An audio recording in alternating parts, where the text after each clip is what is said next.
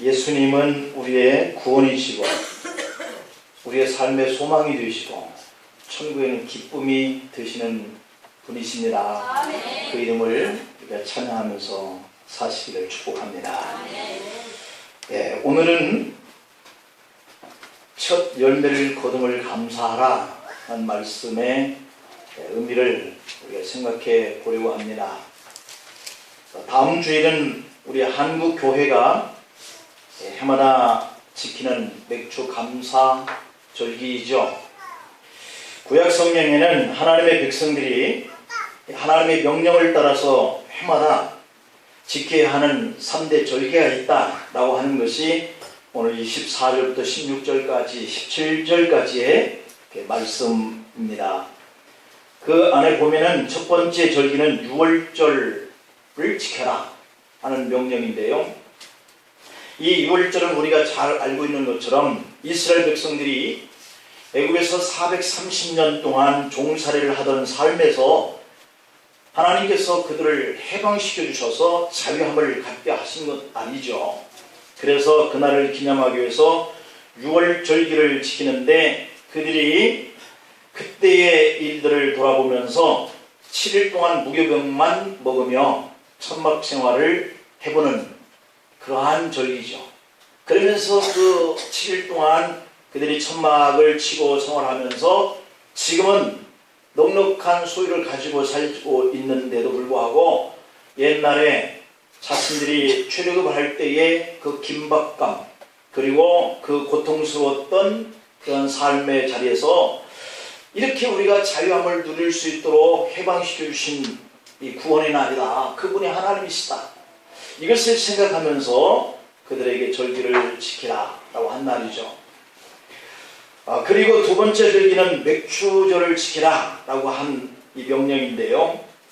16절 말씀을 보면은 이는 네가 수고하여 밭에 뿌린 것의 첫 열매를 거둠이니라 라고 한 이유를 붙이고 있어요. 그러니까 우리가 살면서 소유하게 되고 또 윤택하게 살게 되고 하는 그런 여건의 첫 번째의 열매가 있게 하시는 날, 이것이 이 이스라엘 백성들이 가나안 땅에 들어가 첫 번째의 밀 이런 것들을 뿌리고 거기서 스스로가 이제 주인으로서 자기의 첫 번째 열매를 거두게 한 그것을 하나님 앞에 나아가서 감사하는 이런 절기를 대대로 지켜라 이런 얘기예요. 그러니까 이들이 구원을 받고 처음 자신들의 땅이다 라고 소유하고 있는 그 땅에 열매를 거두는데 그 시기가 이 밀과 보리 이때의 시기였기에 그들이 첫 번째 이 열매를 그 땅에서 거두게 된 것이죠. 그래서 그것을 거두게 하신 하나님 앞에 얼마나 감사하겠어요. 종이었던 신분이 자유함을 가지고 자신들의 소유하고 있는 그 땅에 이 종자 한번 뿌려보는 것이 얼마나 감격이고 감동이었겠습니까? 그래서 그때에 거둬진 첫 번째 열매를 가지고 하나님 앞에 나가서 이렇게 하나님 열매를 주셔서 감사합니다 하는 이러한 고백을 하라 하는 이런 명령인데, 우리가 처음에 이 감동과 이 기쁨 이것이 계속 유지가 안 되잖아요. 그래서 그러한 것들을 너무 잘 아시는 하나님께서 이때에 거두게 된 첫 번째의 열매를 거둔 이 기쁨을 계속 하나님 앞에 감동을 가지고 살아라 하는 이야기죠. 그 다음에 세 번째 명령한 절기가 수장절기인데요.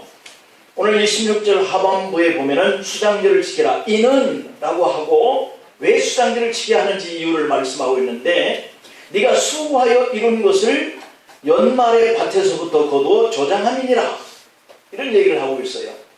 그러니까 이 맥추절기는 첫 번째 소유하는 그 밭을 통해서 열매를 거둔 이 곡식에 대한 감격이 맥추절이라고 한다면, 이제 연말에 가서 모든 추수한 것들을 거둬서 창고에 들이고 난 다음에 이들이 하나님 앞에 금년 한 해 동안에 우리가 거둬들여서 창고에 저장하고 이렇게 살아갈 수 있게 하신 것이 하나님의 은혜입니다 라고 생각하면서 드리는 이 절기가 수장절기라고 하는 거예요. 그러면 오늘 이 세 절기는 이스라엘 온 백성들이 다 지켜야 하는 명령으로 주신 것인데 왜 맥주절을 지키라고 하셨을까 하는 의미를 우리가 구체적으로 먼저 한번 생각해 보죠. 이것은 하나님께서 그들에게 베푸신 은혜, 이것을 기억하라고 하는 의미예요. 손에 사람들이 들고 있는 것이 있으면서도 그 들고 있는 것을 찾을 때가 있죠. 이 건망증이다 이렇게 얘기를 하는데 나이 50이 넘어서면서부터 자꾸 이런 건망증이 심화되더라고요. 핸드폰을 손에 들고 핸드폰을 찾거나 찾기를 손에 들고 찾기를 찾거나 이러한 상태가 우리가 건망증이에요. 그런데 이 생명의 은혜를 누군가에게 도움을 받고도 그 사람을 잊고 사는 것이 우리가 살아가고 있는 삶의 모습이에요. 부모를 통해서 내가 이 세상에 태어나고 그 혜택을 입으면서 내가 이렇게 자유하고 내가 할 수 있는 일들을 하면서 기쁨을 누리고 이렇게 살면서도 부모가 나에게 해준 일이 뭐냐 라고 묻는 이러한 건망증, 이러한 것들을 가지고 우리가 살기 때문에 하나님께서 사람마다 가지고 있는 그 은혜에 대한 이 건망증, 이러한 것들을 계속해서 기억하면서 살아가야 할 그런 명령을 하나님께서 하신 것이 바로 오늘 이 맥주절기요 3대 절기다. 우리가 이렇게 생각하면 그 의미라고 하는 것을 알 수 있습니다. 그래서 이 감사하면서 사는 것이 인간의 본래의 모습이어야 하는데 디모데후서 3장의 1절 2절을 보면 너는 이것을 알라 말세에 고통하는 때가 이르러 사람들이 자기를 사랑하며 돈을 사랑하며 자랑하며 교만하며 비방하며 부모를 거역하며 감사하지 아니하며 거룩하지 아니하리라 이렇게 말씀해요. 이것이 말세에 나타날 사람들의 타락상을 성경에 기록을 해놓고 있는데요. 이 말세가 되어지면 사람들이 타락한 품성들이 나타난다는 거예요. 그 증거가 자기를 사랑하고 돈을 사랑하고 교만하고 남을 비방하고 부모를 거역하고 은혜를 망각하고 감사하는 일들을 잊어버리기 때문에 거기에 따르는 경고의 메시지가 오늘 이 디모데후서의 3장 1절 이하의 마지막 때에 우리가 어떻게 살아가야 할 것이냐 하는 그런 경고의 메시지가 주어진 것처럼 오늘 이 3대 절기 중에 이 맥주절기 또한 그러한 사람들의 마지막 때에 하나님의 그 은혜를 망각하고 떠나서 우상을 숭배하는 이러한 일들이 예상되기 때문에 하나님께서는 아예 명령으로 이 절기를 지키라. 그래서 20절 이하에서부터 아까 26절까지 읽은 내용들이 바로 이 명령에 따라서 지키는 자와 그렇지 않는 자에게 어떤 약속을 주고 있는 이러한 내용들을 우리가 볼 수 있죠.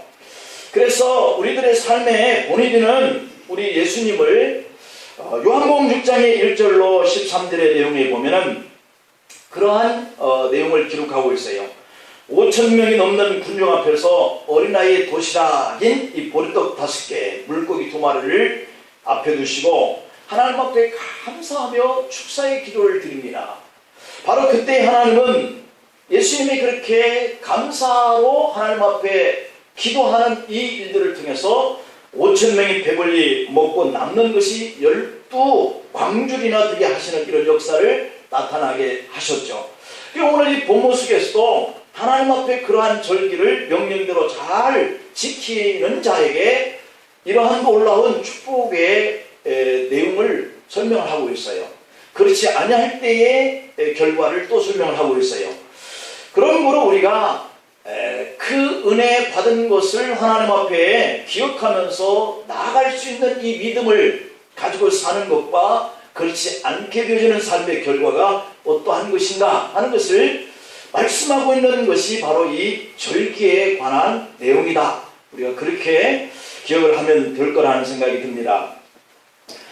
그렇다고 한다면 우리는 이 맥주절을 어떻게 지켜야 할 것이냐 라고 하는 것이 오늘 우리가 두 번째 생각해 볼 내용인데요. 두 번째 속에서 첫 번째 의미를 우리가 생각해 봅니다. 감사의 예배를 드리는 삶을 살라 라고 하는 거예요. 오늘 본문 16절에 보면 맥주절을 지키라 이는 네가 수고하여 밭에 뿌린 것의 첫 열매를 거두었기 때문이다 이렇게 말씀합니다. 이 말씀의 의미는 감사의 제사, 감사의 예배, 이것을 하나님 앞에 드릴 수 있는 삶을 요구하고 있는 것이죠. 구약시대에는 이 절기가 되면 모든 사람들이 다 예루살렘 성중에 올라가서 하나님 앞에 정성껏 예물을 가지고 나가서 예배를 드리는 이 모습이 레위기 23장의 9절 이하에 나와 있어요. 그들의 모습은 오늘날 성도들이 예배를 드림으로 이어가고 있는 모습으로 표현하고 있죠. 우리는 가족의 생일을 기억하면서 기뻐하는 삶을 삽니다. 때로는 우리는 자녀들이 100일을 맞거나 첫돌을 맞이하면 가족들을 이렇게 연락해서 모이게 해서 그날을 기뻐하면서 기억하고 있죠. 때로는 조상들이 세상을 떠난 날을 잊지 않고 제사를 드리기도 하고 추도 예배를 드리기도 합니다. 그런데 하물며 하나님이 우리에게 이 일용할 양식을 주신 그 첫 열매를 거둔 날, 이것을 기억하지 않고 하나님 앞에 나가서 감사하지 않는 이런 삶을 산다는 것은 있을 수 없다라고 하는 거죠. 마땅히 우리도 그 하나님의 은혜를 기억하면서 감사하고 그 감사를 예배로 이렇게 드리는 것이 옳다. 그런데 하나님은 그러한 자에게 분명히 또한 약속을 주시고 축복을 해 주시겠다는 것을 또 언급하고 있는 거예요. 당연히 해야 할 일을 하는 것인데도 불구하고 그러한 자에게는 또 이와 같이 축복해 주겠다라고 하는 것을 약속을 하고 계신다는 것이죠. 도시에 살고 있기 때문에 밀이나 농사 짓는 것을 잘 볼 수 없습니다. 요즘은 농촌에 가도 밀과 보리농사는 그렇게 많이 짓고 있지 않아요. 제가 어렸을 때만 해도 또 한 40, 50년 전만 해도 밀과 보리는 우리들의 주식일 때가 있었어요. 봄이 되면 밀과 보리를 수확하기까지 먹을 양식이 없는 때에 그 때를 춘궁기다 그렇게 얘기를 하죠. 이때는 정말 가난해서 보리, 밀, 이 수확도 없는 사람들은 정말 가서 풀뿌리를 이렇게 먹고 나무 껍질을 벗겨 먹던 그러한 우리 조상들의 어려운 시기 때도 있었죠. 먹을 양식이 없으니까 보리도 없고 밀도 없고 그리고 가을에 추수할 때까지의 그 한철 보내기가 정말 너무 힘들었던 때가 있었죠. 그런데 이제는 이런 일이 사라진 지가 참 오래되었습니다. 밀, 보리 농사를 짓지 않아도 쌀과 먹을 것들이 너무 넘쳐나고 있죠. 이게 하나님의 축복인 줄 믿습니다.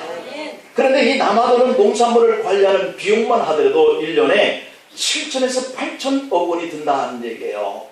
그러니 남는 것을 어떻게 보관하고 관리하느냐, 이 비용이 그렇게 많이 드는 거죠. 그러니까 이런 은혜가 얼마나 하나님께 감사드릴 일이에요. 그런데 요즘에 가끔씩 보면 막 농사 짓는 사람들이 인건비도 나오지 않는다 그래서 애를 타는 심정으로 정말 극단적인 그러한 행동들을 하는 것이 가능성 없는 일이죠. 너무 안타까운 모습들인데요. 그냥 사람들의 노력과 지혜와 지식의 힘으로 이런 것들이 과연 이루어지느냐 하는 관점 속에서 볼 때 이게 가라앉는다는 것이 얼마나 하나님 앞에 죄스러운 일인지 모르죠. 우리는 하나님을 믿는 사람들이기 때문에 당연히 그와 같은 추수되어진 것들을 통해서 하나님 앞에 감사하면서 살아야 할 줄로 믿습니다. 하나님의 은혜와 마땅한 감사의 예배로 그것을 이렇게 화답하는 삶을 살라라고 하는 것이 오늘의 이 명령인 거예요.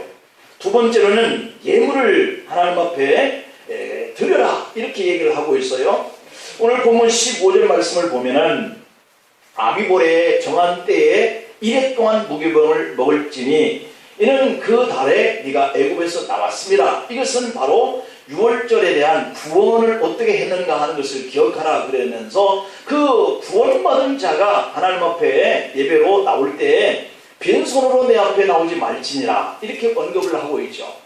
우리도 이러한 의미들을 살리면서 예배 때마다 우리가 이렇게 헌금을 드리는 생활들을 하고 있는데요.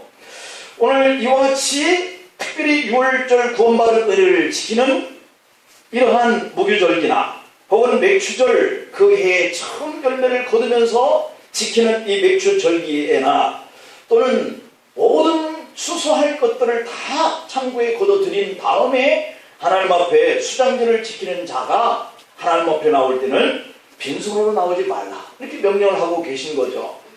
신명기 16장 16절 17절에 보면은 1년에 3번 곧 무교절과 칠칠절과 초막절 네 하나님 여호와께서 택하신 곳에서 여호와를 뵙되 빈손으로 여호와를 뵙지 말고 각 사람이 네 하나님 여호와께서 주신 복을 따라 그 힘대로 드릴지니라 이렇게 명령해요. 그러니까 드리라 하는 명령인데 하나님께서 너에게 주신 것대로 드리라는 얘기가 단서가 붙고 있어요.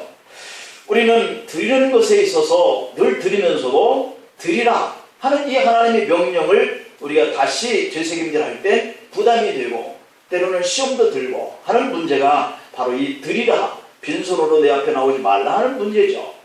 여기서 중요한 것은 각자의 형편에 따라서 그렇게 정성을 표현하라는 얘기죠. 고린도후서의 9장의 7절 8절에 보면 각각 그 마음에 정한 대로 할 것이요 인색함으로나 억지로 하지 말지니 하나님은 즐겨내는 자를 사랑하시느니라. 하나님이 능히 그 모든 은혜를 넘치게 하시나니 이는 너희로 모든 일에 항상 모든 것이 넉넉하여 모든 착한 일을 넘치게 하게 하려 하십니다. 이렇게 얘기하고 있어요. 그러니까 주시는 분도 하나님이시고 주신 것들 속에서 더하는 것도 원치 않고 덜하는 것도 원치 않는 거예요. 그래서 감사를 넘치게 할 수 있도록 하나님이 주시겠다는 약속이죠. 하나님의 은혜를 감사하는 이 절기 때 예물을 드리는 자에게 당부하는 말씀인 거죠. 예물 드리는 사람들은 반드시 빈손으로 절기를 지키면 안 된다라고 하는 거예요. 각 사람마다 하나님이 주신 축복의 분량이 있다라고 말씀을 하고 계세요. 구약 성경에는 소를 드릴 형편이 드는 사람은 소를 드리고 거기에 미치지 못하는 사람은 양이나 염소를 드리고 양이나 염소도 드릴 형편이 못 드는 사람은 집비둘기나 산비둘기를 드리라. 그것도 미치지 못한다면 곡식을 드리라. 이렇게 말씀하고 있으면서 이 예물의 양을 스스로 정하여서 인색함으로나 억지가 되지 않게 하라는 얘기예요. 그러니까 예물을 드릴 때 우리가 부담이 되면 안 된다. 왜냐하면 그 종의 자리 속에서 가나안 땅에 땅을 주고 그들에게 자유함을 주신 것이 구원인데 그 구원을 받은 자가 하나님 앞에 나갈 때 드리는 것이 부담이 된다.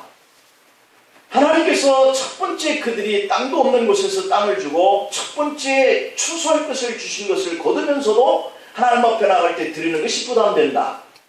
창고에 가득 채우는 그 1년의 연말에 창고를 채우는 이 사람이 하나님 앞에 나가서 예물 드리는 것이 부담된다. 이런 것들은 우리의 건망증인 거죠. 그래서 고린도후서 9장 7절 이하에서 분명히 약속하기를 마음에 정한 대로 하라. 그 속에 부담이나 인색함이 있어서는 안 된다. 그것이 너에게 주신 하나님의 은혜를 생각하는 사람이다. 이렇게 말씀합니다. 그래서 너희로 모든 일에 항상 모든 것이 넉넉하여 모든 착한 일을 넘치게 하려 하시는 하나님의 계획을 펼쳐나가시겠다는 거예요. 그러니까 결국에 하나님이 주신 것을 가지고 우리는 하나님 앞에 드리는데 또 하나님은 드리는 이 자를 보시고 넘치도록 착한 일을 계속할 수 있도록 그렇게 또 축복하시겠다는 약속을 주고 계시거든요. 우주 만물이 다 하나님의 것이기 때문에 하나님은 인간들의 물질을 필요로 하지 않습니다. 그런데도 은혜에 감사하거든 예물을 하나님께 드리고 그 은혜가 감사하거든 하나님 앞에 나가서 예배를 드리고 이렇게 명령하고 계세요. 하나님께 예물을 드릴 때마다 우리는 그 분량의 말씀의 명령에 따라서 부담을 느끼지 않기를 축복합니다. 그 다음에 마지막으로 하나님의 뜻을 따라 절기를 지키는 결과가 어떻게 될 것이냐 오늘 이렇게 말씀하고 있는 내용이 첫 번째로 하나님이 보호해 주시겠다는 축복을 약속하는데요. 20절입니다. 내가 사자를 네 앞서 보내어 길에서 너를 보호하여 너를 내가 예배한 곳에 이르게 하리니 이것은 하나님이 명령한 이 절기 세 가지를 잘 지키는 자에게 하나님 약속하신 첫 번째 축복이에요. 하나님은 하나님의 베푸신 그 은혜를 감사하고 기억하고 절기를 정성껏 지키는 사람들을 기억하시겠다는 거예요. 그래서 천사를 동원시켜서 그가 가는 곳마다 보호자가 되어주시겠다, 이러한 보호를 받고 사시기를 축복합니다. 그리고 22절에 보면은 네가 그의 목소리를 잘 청종하고 내 모든 말대로 행하면 내가 네 원수에게 원수가 되고 네 대적에게 대적이 될지니라, 이렇게 말씀하고 있습니다. 하나님의 사자가 나타나서 나를 해치려고 하는 그 원수도 막아주고 대적들도 막아주시겠다는 약속이에요. 그러므로 하나님이 약속하신 대로 하나님 베푸신 은혜대로 하나님께서 우리가 원하는 그러한 기쁨과 감사를 기억하면서 하나님 앞에 나아가기를 간절히 축복합니다. 그 다음에 하나님의 이 지키라고 한 이 절기를 지키는 자에게 주시는 두 번째 축복은 삶을 윤택하게 해주겠다 약속이에요. 25절에 보실까요? 네 하나님 여호와를 섬기라. 그리하면 여호와가 너희 양식과 또 물에 복을 내리고 너희 중에서 병을 제하리니, 이렇게 약속합니다. 그런가 하면 잠언 3장 9절로 10절에 보면 네 재물과 네 소산물의 처음 익은 열매로 여호와를 공경하라. 그리하면 네 창고가 가득히 차고 네 집 틀에 새 포도즙이 넘치리라, 이렇게 약속해요. 그러니까 우리가 하나님의 은혜를 알고 내게 주신 대로 하나님 앞에 감사하는 이런 삶을 살면 하나님은 공짜 되지 않게 하겠다는 거예요. 손해보지 않게 하시겠다는 거예요. 그 사람의 삶의 자리 속에서 혹시 양식이 떨어질까? 혹시 물로 인해서 어려움을 당할까? 혹시 몸에 병으로 인해서 힘들어할까? 이것을 책임져 주겠다는 거예요. 혹시 이러한 것들로 인해서 내가 어려움을 겪는 사람은 내가 하나님 앞에 감사하는 이런 부분들이 혹 말라버리고 있지 않는가, 인색한 생활을 하고 있는 것은 아닌가, 이런 것들을 한번 돌아볼 필요가 있겠어요. 그 다음에 세 번째로는 하나님께서 우리에게 약속하시는 것이 오늘 25절의 끝에 보면 이 병을 제하리라 하는 약속인데요. 이 건강의 축복이라고 하는 것은 오늘 이 시대에 가장 필요한 부분입니다. 낮에 일을 너무 많이 했거나 종일 화를 내고 불평을 많이 했을 가능성이 있는 사람에게는 이렇게 유난히 피곤이 많이 따른다 그래요. 그러니까 그 원인이 두 가지인데, 하나는 피곤해서 지칠 만큼 일을 많이 하거나 또는 불평과 원망하면서 화를 내는 하루를 보냈거나, 이 둘 중에 어느 하나가 잠을 자고 나서도 피곤한 증세가 계속 남아있다면 그 부분을 생각하라는 거죠. 그래서 이 불평할 때 우리의 건강은 치명적인 손상을 입게 되는데요. 사람의 몸에 정상적인 산소가 부족하게 되면 여러 가지 질병이 발생하게 된다는 거예요. 우리의 체내에 정상적인 산소를 가장 많이 소비하게 되는 때가 언제냐면 미워할 때, 증오심을 가질 때, 그리고 불만적일 때, 부정적인 생각을 가질 때라고 의사들은 말을 하고 있습니다. 그러므로 우리는 반대로 그냥 감사하는 삶을 살게 되면 우리가 건강하게 된다는 거예요. 그러니까 이 하나님께서 너희가 예배를 드리고 또는 예물을 가지고 하나님 앞에 주께서 축복하신 것을 감사해라, 이렇게 얘기하는 것은 하나님이 받고 싶어하는 그런 의도의 차원보다는 우리가 이렇게 이 땅에서 살 때에 윤택하고 또 우리의 삶이 풍족하고 우리가 건강하게 살 수 있는 비결이 숨어있다는 사실을 우리는 놀랍게 또 이렇게 발견을 하게 되는 거죠. 독실한 기독교인이었던 이무라 가즈오시라는 분이 계시는데 일본 대학 의학부를 졸업하고 오사카의 한 병원에 내과 의사로 근무 중이었었습니다. 그런데 어느 날 섬유 6종 암이 걸려있는데 오른쪽 다리를 절단하게 되었다는 거예요. 그래서 한쪽 다리를 절단한 후에도 초인적인 인내심을 발휘하면서 의사의 사명을 다하다가 암이 폐까지 전이되면서 31살 나이로 세상을 떠나게 되었습니다. 그가 자신의 죽음을 바라보면서 편지와 글이 종이학이라고 하는 이러한 책으로 출판되면서 일본의 베스트셀러가 된 그러한 책인데요. 이 종이학이라고 하는 이 제목에 영화까지 만들어져서 일본 열대에 커다란 감동을 주기도 했다고 그럽니다.